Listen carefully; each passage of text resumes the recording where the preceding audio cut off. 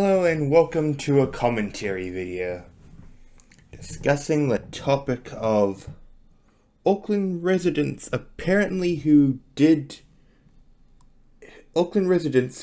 own SUV, apparently the SUV and utes have been targeted by a climate action group deflating their tires, and the group warns more action is to come. So yeah, an activist group did that kind of,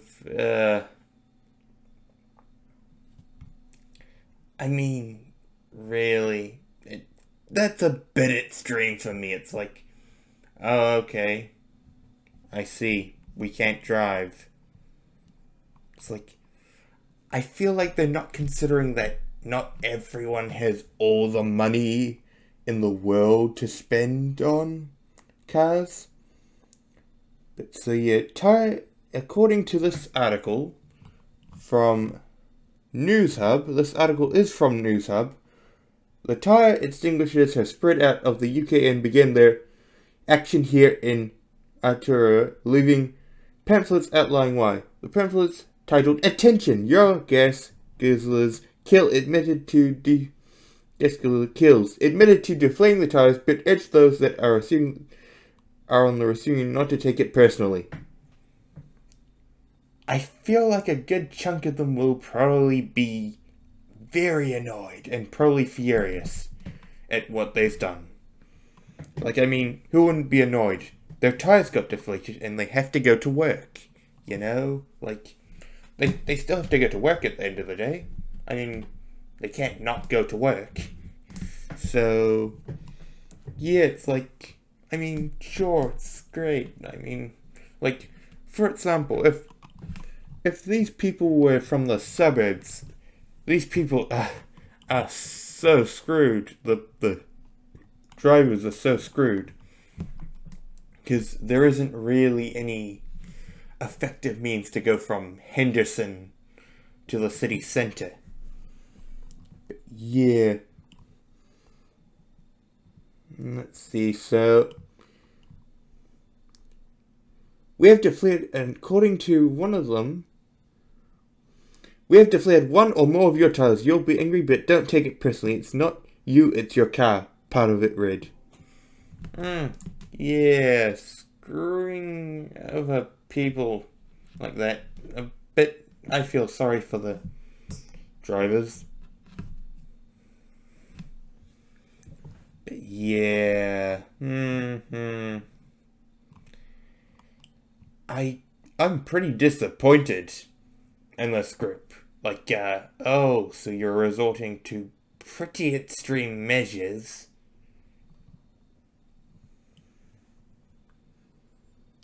But yeah, so I'm gonna read it a bit more. Auckland resident Connor Roberts told NewsHub his neighbours had their tires deflated. I'm all for effective action on climate change, but this isn't the way to go about advocating for it. Which I agree with. Sure, you can advocate for climate change, but deflating tires for people who need to go to work is a bit annoying, and it probably hurts your reputability among many people that have to go, many suburban people, I'll add. I imagine it's not as bad for people who are in the city centre, but for especially suburban people, this hurts. This hurts bad. Ouch. They're gonna have a hard time getting anywhere. The letter left on the windscreen of targeted vehicles said that the group was taking matters into their own hands because our government and politicians will not. An interesting statement. Okay. Personally, I'm an industrialist, so I do have somewhat a bias against climate activists. I believe in building industry. So this does, yeah, to me, it's about how many steel mills, how many refineries, how many factories can we get in the country? which, well, we have yet to have ever gotten. It's kind of sad, really. But I hope one day. But yeah, but that tangent aside, yeah.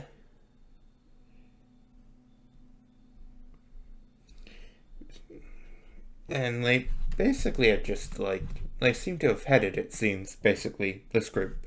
They're just basically like, we're not waiting for the politicians anymore. According to another, and this is a quote, you'll have no difficulty getting around without your gas guzzler with walking, cycling, or public transport. Not everybody, I'm afraid, has access to all the public transport, and now here's a little thing, and here's a kind of an opinion of mine which I have, which is public transport generally is not effective for traveling for leisure. And this is just an opinion that I have, that public transport is most effective when you're going to and from work, or going to and from a very specific public, an area which is has like when you're going to one place and another place without needing to take any sort of thing, but it's not possible to easily use public transport. Oh, sure, I mean, you could try to go to an area at, I don't know. An example would be, I want to go to an area at, let's say, 6, or something like 11:10. Could I get there at 11:10 on a bus? Unfortunately, that is not really determinable, because buses tend to work where 11:30, 10:30, 9:30, and 8:30. Or maybe even 7:30 if it's a really, really bus. They work, basically buses and public transport always go by the 30 in a clock. They're often going to be at a place at 2:30 or 1:30. Maybe even 4:30 or 3:30. But they're never there at 10, 15 of any given time. 0, no, not very often. Not at all, in fact. Very rarely, if ever. It's public transport, unfortunately, does not work like that. In fact, it seems like I think they definitely have a strong opinion about climate change. The letter highlighted reports from the United Nations that millions of people are already dying from climate change. Well, I mean, it's interesting. They highlighted a report. So far, the impacts on you has probably been minimal, it added. The group's spokesman, who identified them as a Mercedes driver, told N1 SUVs are a climate disaster. So are cars. Okay, so you drive a car and you support. So the group's spokesman drives a Mercedes. That requires raw materials from the earth, right? And another thing which I don't think many people know is that electric cars, while they can be powered by solar panels, most of the time they're powered by the current infrastructure that's in use in your country. Most of the electricity will come from gas or coal, because, you power the stations, then you send the power to the car. It's that doesn't really. There are unfortunately very few. It's possible to be fully clean, but not really, because you're still mining native land for that. I remember learning apparently that people Native Americans or something were or like some climate activists were annoyed at, like, you know, how a mine for a key essential material, I think it was like, you know, for some essential materials, it was being mined in their land, which, in a historical sense, it's like, yeah, they would be very annoyed about that, just because, well, happened with gold, happened with basically uranium. I'm pretty sure, you know, it's like, yeah, no, we don't want to sacrifice anymore. Then it comes to, like, you know, in fact, I'm gonna search up the whatever that mineral is called. Okay, so what are the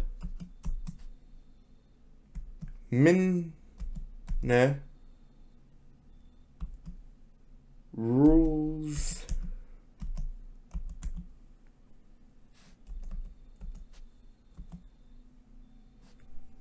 what are the minerals in batteries?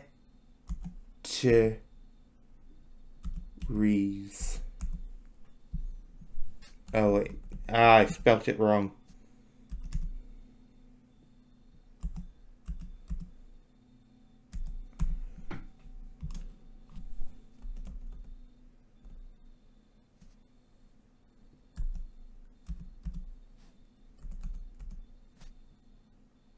R-E-Y?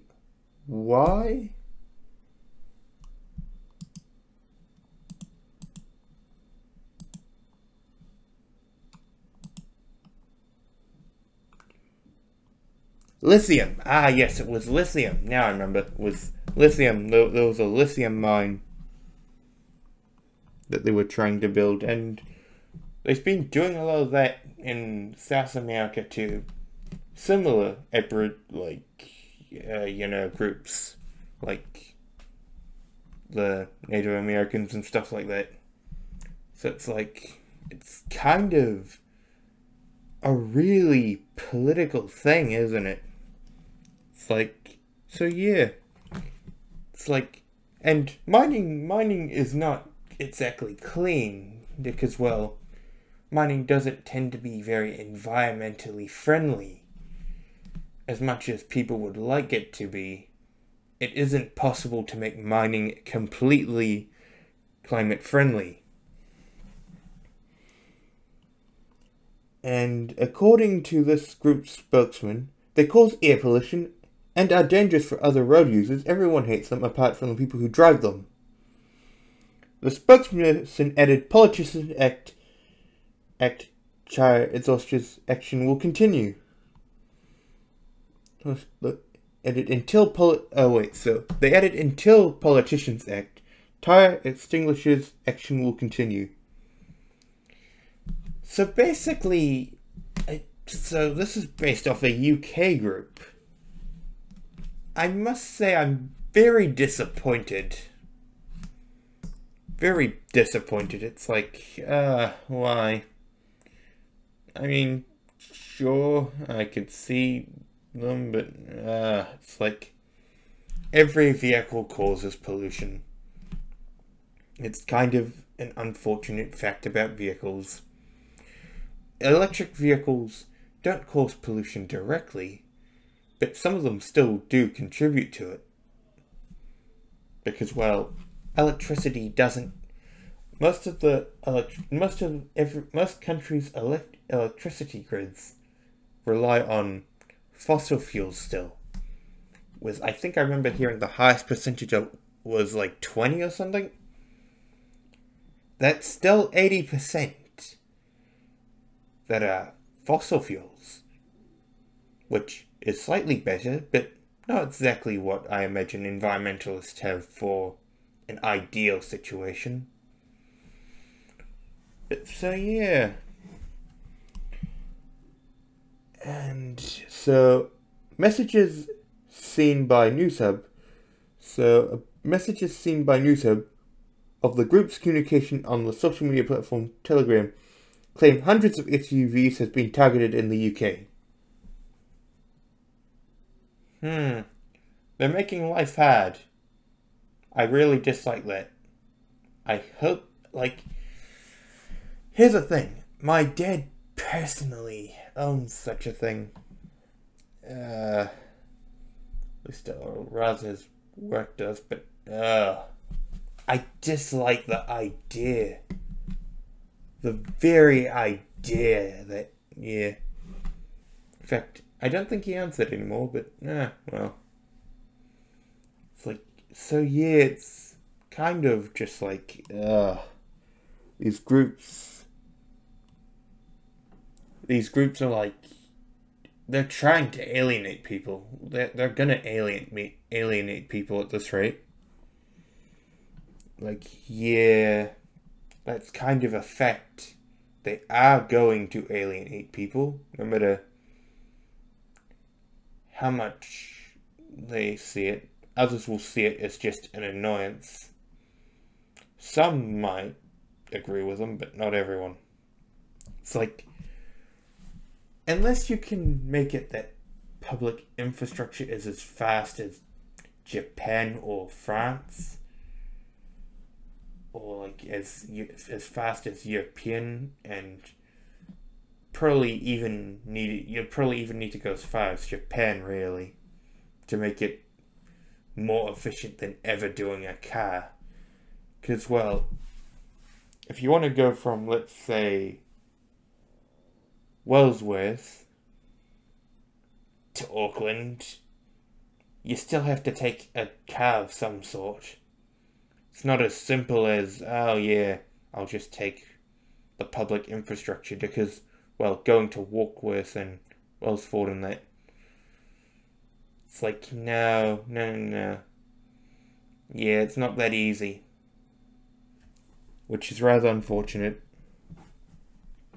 And, well, public infrastructure, I have a feeling that now, this is deriving away from the current subject, but with recent politics accounted for, I have a feeling our attention will be focused on foreign policy a lot more. Because, like, we'll probably start sending cargo. We'll probably start doing logistics in Europe or something. But yeah.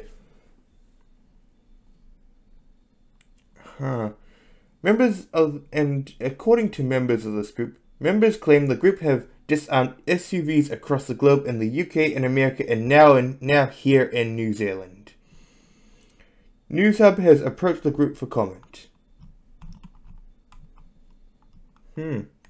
Well, judging by the fact that there is no more text, I think they did not respond, but I hope you liked this little rant / opinion video. It's like, yeah, this is an opinion video, but I do hope that you liked it.